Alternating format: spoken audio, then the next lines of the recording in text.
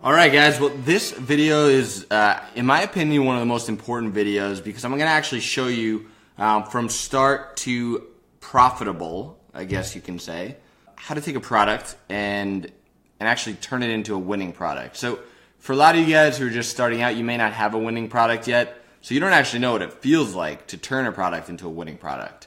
And actually going through this and imagining it and visualizing it as if it was yours is really important because it may give you that extra little boost of confidence you need to take a product that you're selling and turn it into a winner.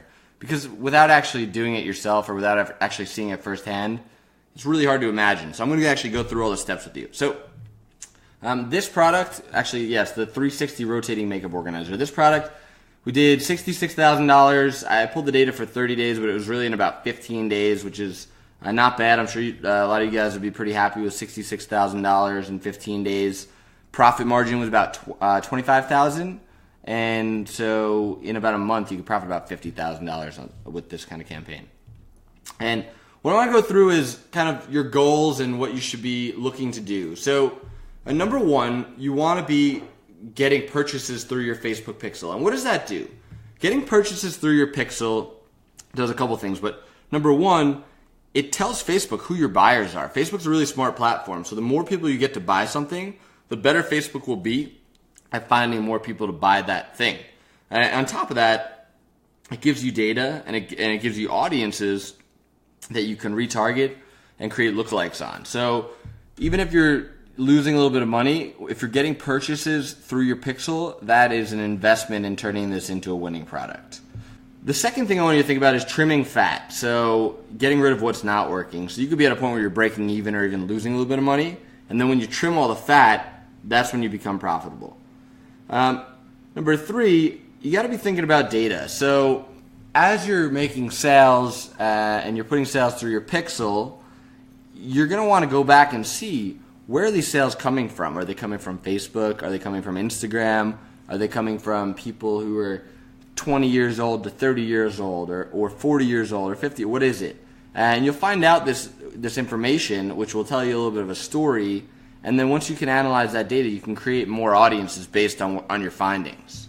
So number four, I want you guys to always keep in mind that you should be creating new ad sets consistently. You should be testing new audiences because there are thousands of audiences out there that could work. But most people create a few and they spend a little bit of money and then they get discouraged. But the goal, you should be creating new audiences all the time.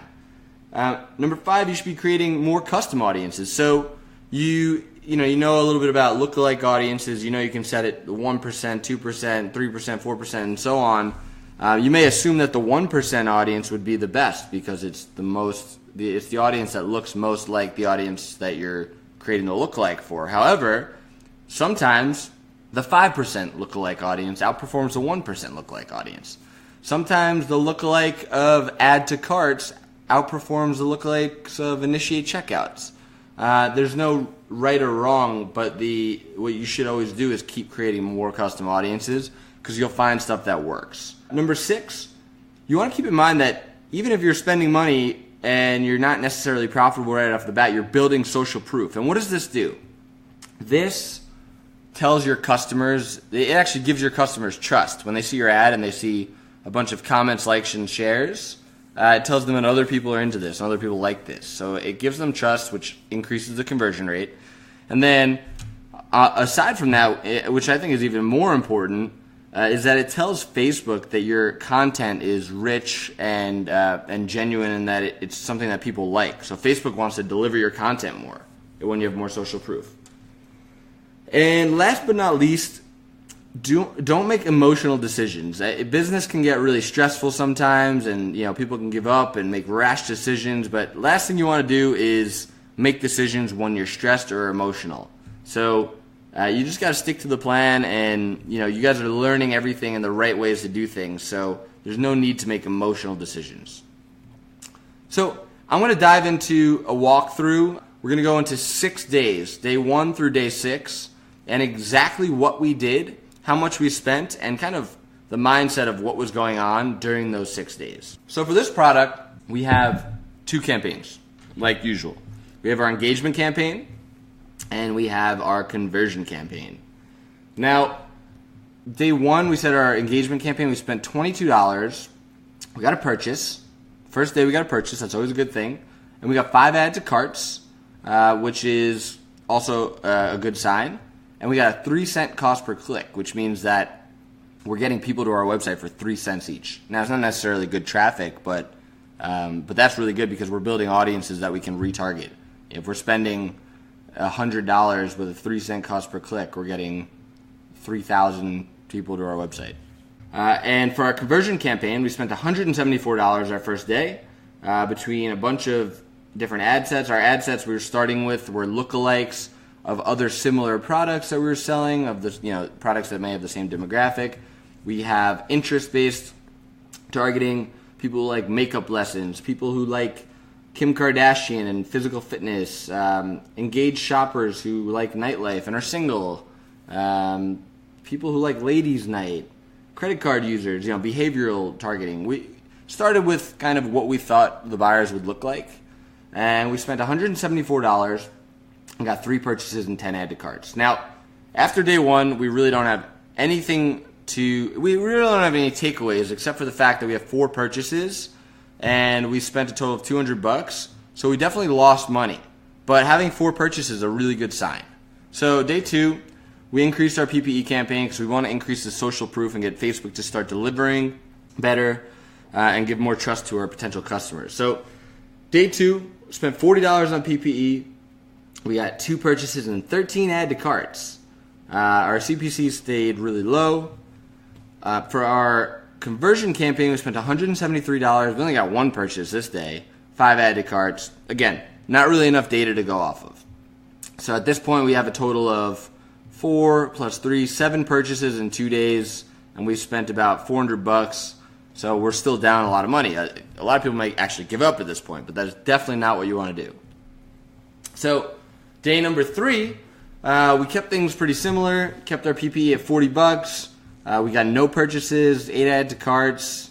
Our conversion campaign, we spent $180, got 3 purchases, 15 add to carts. Again, not much data, but we are getting sales through the pixel. So Facebook will start getting better and better at finding more buyers for us, and we'll start developing more and more data that we can look at in another day or 2.